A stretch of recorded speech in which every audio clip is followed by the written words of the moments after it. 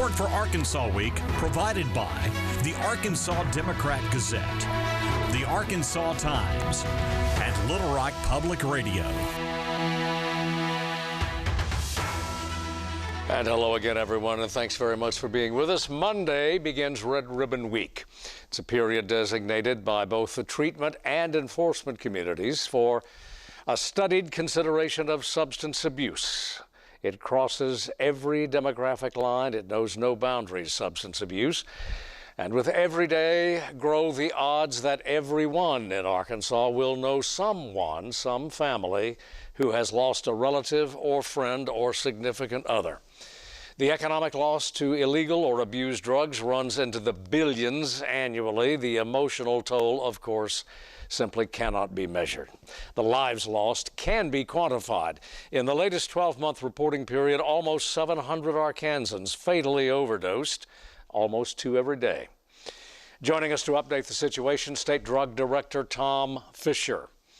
Jason Vangoor is the acting special agent in charge of the FBI in Arkansas, and Jared Harper is the assistant special agent in charge of the DEA, the Drug Enforcement Administration in Arkansas. Mr. Harper, let me begin with you because you were with us a year ago on a program similar to this.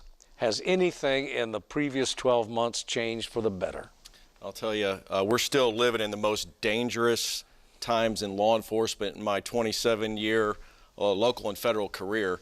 With fentanyl still on the rise, still one of the biggest drug threats here in the state of Arkansas and across the country. We're losing over 300 people a day to drug overdose, and 70% of it involves this synthetic opioid we know as fentanyl. So that still dominates the drug landscape, as it were. Absolutely. Globally, yes. And in Arkansas, methamphetamine and fentanyl still the most dangerous drug threats here in the state of Arkansas. Yeah, and from the FBI's perspective.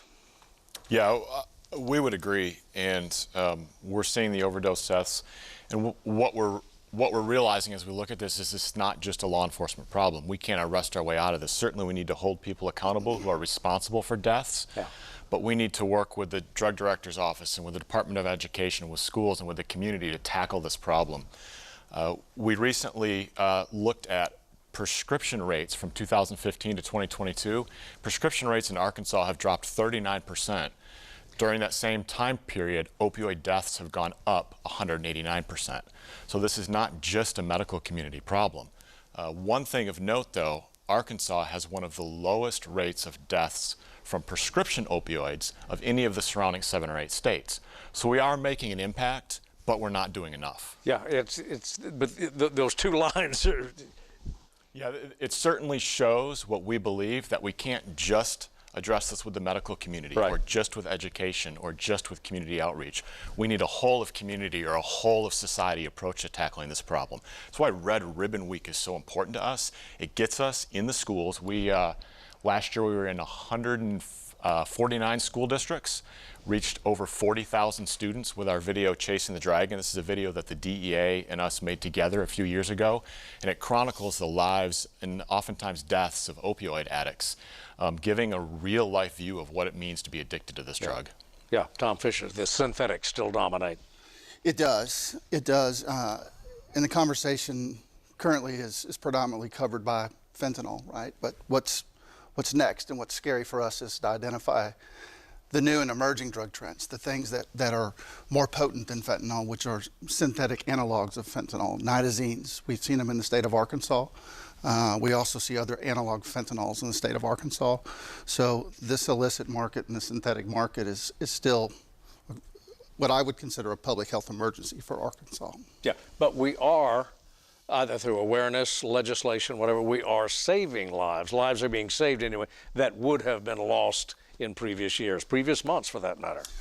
Absolutely, and I think the Department of Human Services, the Drug Director's Office, in partnership with Department of Health and the Criminal Justice Institute, everybody that we work with, moving to get naloxone out into the community. You're looking to see that first responders and community members are educated about how to use naloxone and have easy access to get it, because naloxone is really the game changer for us. Yeah, but the medical community has a new awareness of it as well. We have a graphic up here which kind of indicates which tells its own story. Tom? It does. In 2022, the number of prescriptions that were filled for naloxone tremendously increased, and I think that's a collective effort, what's going on with the legislature, with Human Services and Health, and also what I had mentioned earlier is just all of our partners to talk about. We're bringing home a message about stigma. We're reducing stigma in the community. We're getting the information out there, but we're not only doing that, we're providing access to that product. Yeah. Jared Harper, any change, any shift at all in the sources of supply? I'll tell you, it still remains Mexico is where this fentanyl is coming from. There's two cartels, the Sinaloa cartel and the CJNG, which is the Jalisco New Generation cartel. Those two cartels are manufacturing this fentanyl in Mexico. It's coming across the border, and it's coming right up here into the state of Arkansas. And 7 out of every 10 of these fentanyl pills, and what we're seeing here in Arkansas is the fake oxycodone pills, the M30s, they're blue, and little blue pills. 7 out of 10, out of our 8 labs across DEA, 7 out of 10 pills have fentanyl in them. And it's only a 2 milligram dose, which is a lethal dose. That's about what you can put on the end of a pencil. Yeah. No, but in terms of Asia, or specifically China, as a source of supply for the precursors, has that shifted at all, changed at all? No. The lion's share of these precursor chemicals for fentanyl are coming from China. And they're being manufactured there in the pharmaceutical company, in the pharmaceutical industry there. They're being shipped to Mexico, and they're coming straight across the southwest border, right up here in the state of Arkansas. Okay, and gentlemen, for any indication at all, that ports of entry were where we were told in previous years that a great deal of the precursors, at least, were moving through conventional shipping channels. Has that changed? Any way that these cartels can get these chemicals across the border, they're going to use it. Yeah. Whether it's passenger vehicles, whether it's body carrying it, semi-trucks, shipments, commercial freight, buses, trains, however they can get it across, they're using any method, airways. Every method you could think of, they're using it. And it's all about the money. It comes back to, it's all about the money. DEA has seized 62 million of these fentanyl pills just this year. We're already surpassed all of last year. We seized 58 million of these pills. Jason, in terms of enforcement, in terms of the judicial aspect of it, as you noted, we can't arrest our way out of it. We can't enforce our way out of this mess. But at any rate, do you see different changes anyway on the judicial end in terms of sentencing protocols? Options anyway for the judicial. So one of the options we're looking at is holding people accountable when they are responsible for a death. If you provide opioids to someone who overdoses, we want to hold that person responsible, want to charge them in the criminal justice system with anything up to including homicide, whatever the prosecutors believe is allowed. We have a gang enforcement task force that's been operating here in Central Arkansas since 2017. It was formed in response to the violence and drug problems in Central Arkansas, and it's made a real impact. This team has law enforcement officers from most agencies in Central Arkansas, federal, state, and local, working together to combat the violent crime and drug problem. One thing I will note is to avoid getting charged with homicide, we don't want people to die. If you are in a situation where someone is having a problem, we ask you not to run, but to call 911. If you can save that life, if we can get a medical responder on scene to save that life and nobody dies, that's the best case scenario. Okay, gentlemen, go ahead. I'm sorry. No, and I'll just say, in my previous life, when I was a drug enforcement agent as well, that was what we normally put our hat on, was the federal enforcement, the federal statutes that were allowed, the penalty and the severity of penalty for those that are distributing that poison, fentanyl, that's killing people. And I'm proud as an Arkansan to see what the legislature has done this year in cooperation with the government, the Attorney General's office, the governor, the Attorney General's office, to come forward with the Fentanyl Enforcement Accountability Act. And now Arkansas too, and through state charging and state statute, is going to hold these distributors, those that are responsible for deliberately aggravated death by delivery, hold those same distributors accountable the same way that we were traditionally used to doing that at the federal level. So as an Arkansan, I'm glad to see that. Yeah, if we cannot arrest our way, if we cannot enforce our way out of this dilemma, Nonetheless, is there any evidence that interdiction and enforcement is making are we making any headway, at least on that front, if that's not the sole solution? Jared Harper? Yes, we are. And the way we make our biggest impact in law enforcement is working with our state and local and federal partners. That's how we make the biggest impact. We're doing it.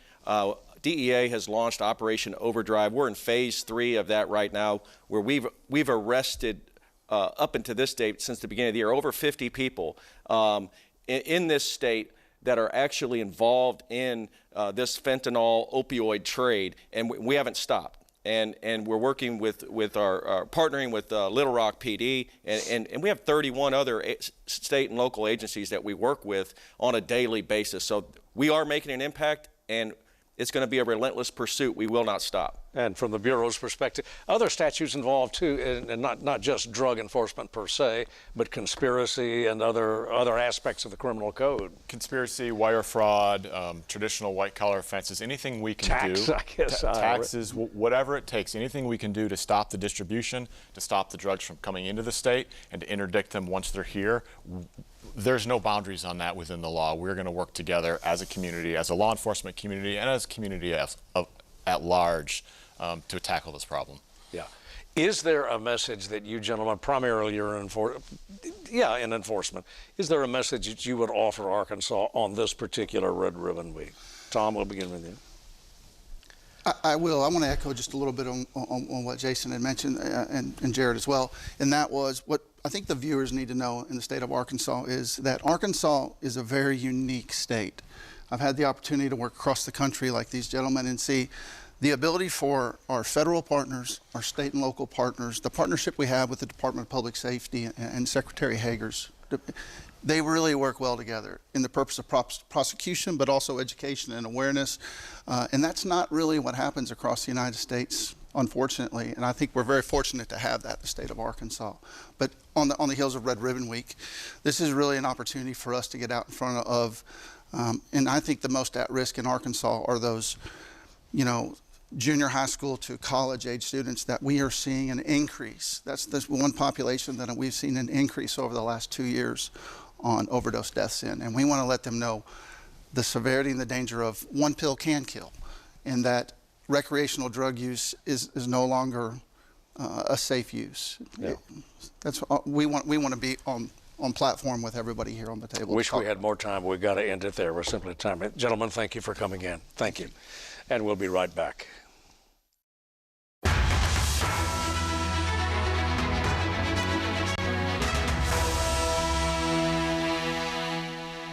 We are back. Several key figures in the campaign against substance abuse in Arkansas will be key figures in a documentary film scheduled for release next year. It will be worth the wait, as you can judge from these few scenes from the documentary film, The Next Best Fix.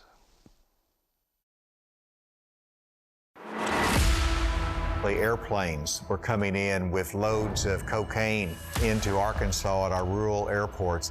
I'm seeing drug addiction. This substance use disorder, it's all around us. It's just a perfect storm for illicit drug dealers. It's all about money. Like, I would go to any length to get high. I'm out in Macon, Arkansas. I'm burglarizing houses. I'm no longer timid. I'm no longer afraid of physical confrontation. Our overdose deaths were climbing in our state. When I got high, there was 3 things I wanted to do: get dope, use dope, and hide from Kirk Lahane. Pursuing Jimmy McGill became a challenge. His name kept popping up. He's the freaking boogeyman. And we were at a point where we had to change things because people were dying. My son died from an overdose. Addiction had reduced my son to a picture. 2 of those documentary participants join us now. Stacey James, Executive Director of the Hope Movement Coalition. It's a resource for families such as hers that have lost a loved one to substance abuse. As a former drug abuser, Jimmy McGill might have lost his life. As it was, he served multiple prison terms for drug activity. Now, though, nearing a dozen years in recovery, he leads Next Step, which provides housing and counseling to individuals seeking freedom from addiction. And returning to our table this year, Dr. Buster Lackey. He too counsels addicts and advises the North Little Rock Police Department on drug abuse and recovery policy and procedures. And joining us via Skype to provide a medical perspective is Dr. Srinivova Gokarakonda, professor of psychiatry at the University of Arkansas for Medical Sciences. A quick footnote here. Kirk Lane, he was formerly the Arkansas drug director and who has been with us on previous programs such as this, is still in the fight. He is, so to speak. He is now director of the Arkansas Opioid Recovery Partnership, and we all wish him well in that. Stacey James, let's begin with you. It's been some years now since you lost your son. 4 years. The hurt never stops. It doesn't stop, but it evolves. You grow around that hurt. It becomes something that you carry with you. And it is a battle. It's a constant battle to live as opposed to survive. And that's what we do at Hope Movement. We help families choose to live. You've channeled it, in other words? Oh, absolutely. Absolutely.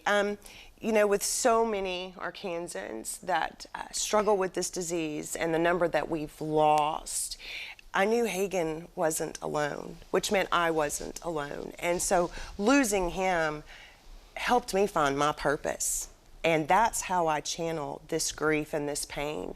It is forming a community of families that are not ashamed of our loved one's cause of death, because we know that that cause of death doesn't define them and it doesn't define us. Yeah. Jimmy, you know that from both sides, from counseling and from as a user. I do.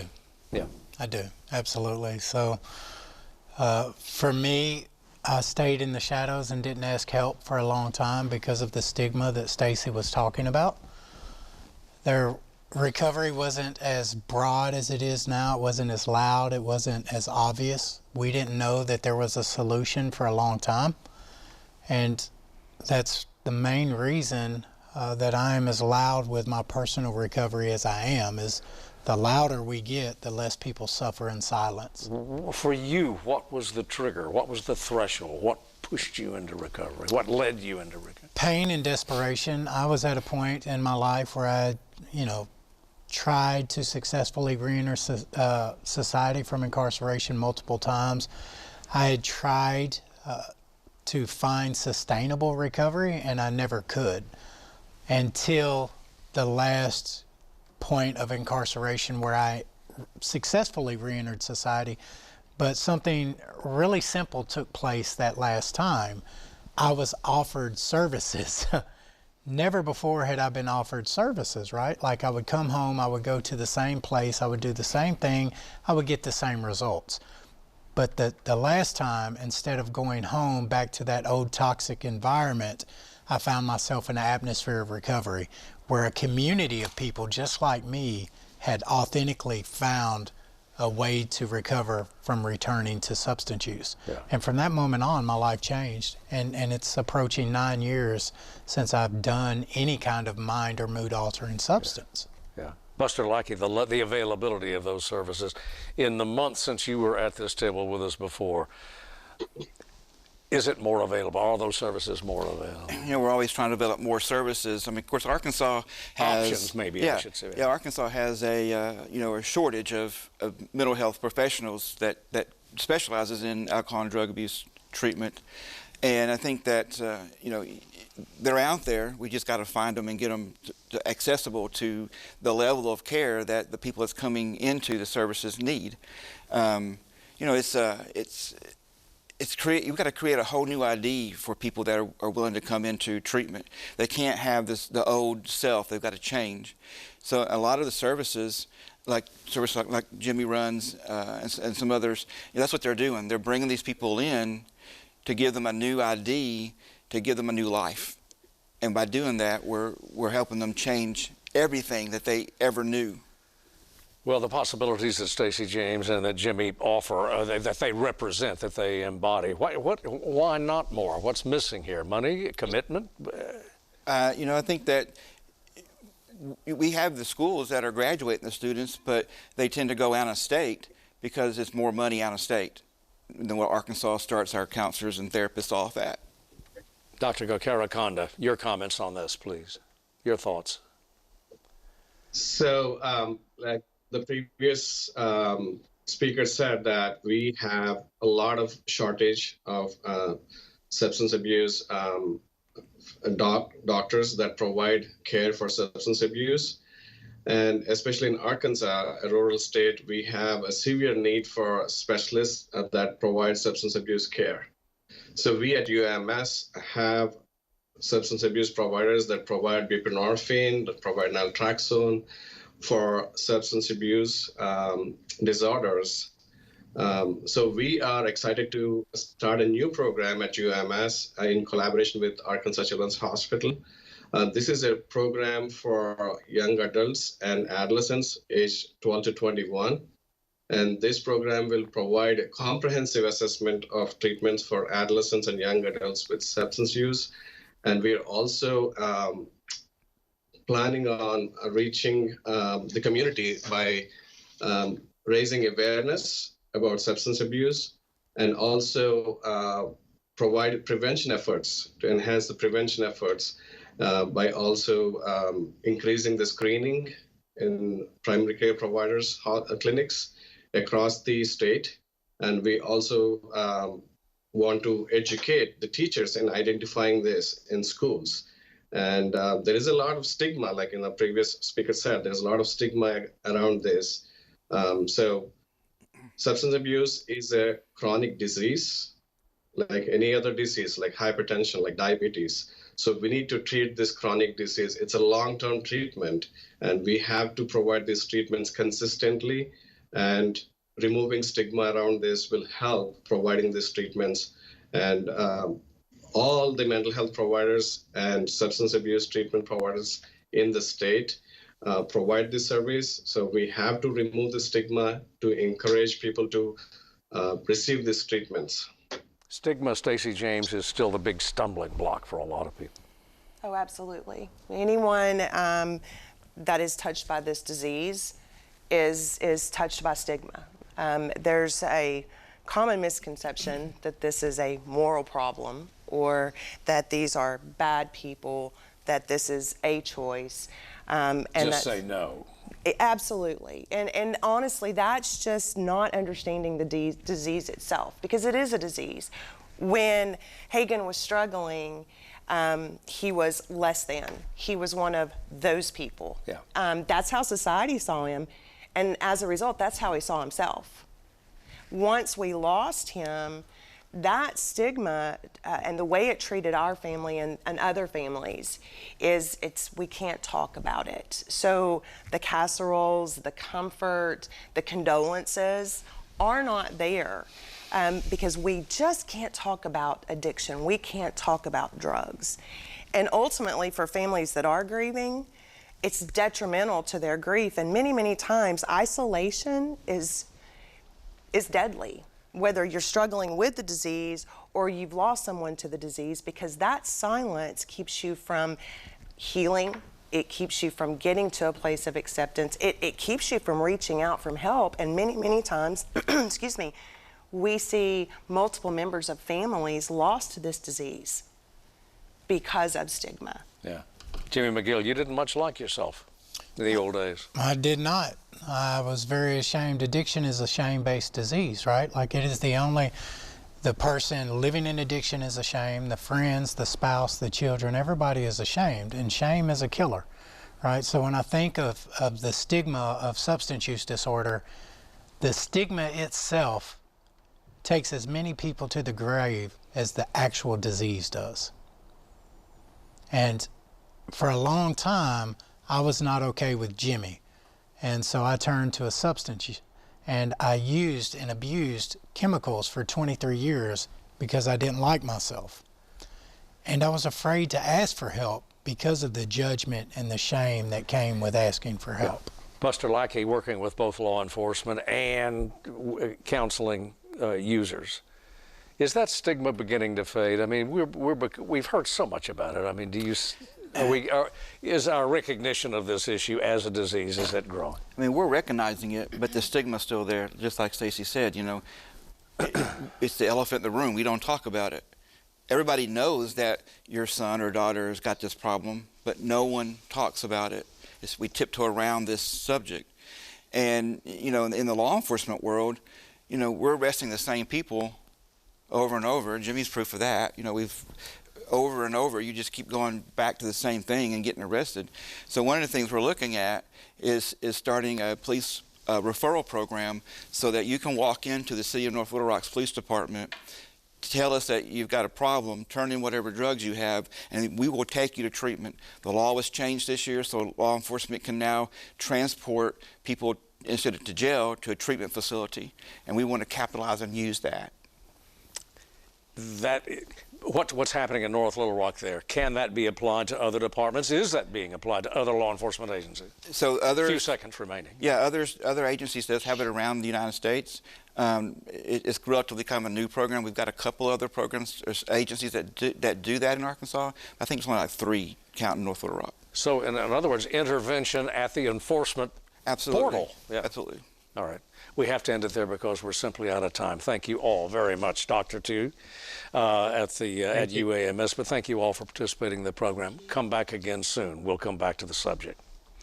Thank you for joining us. See you next week.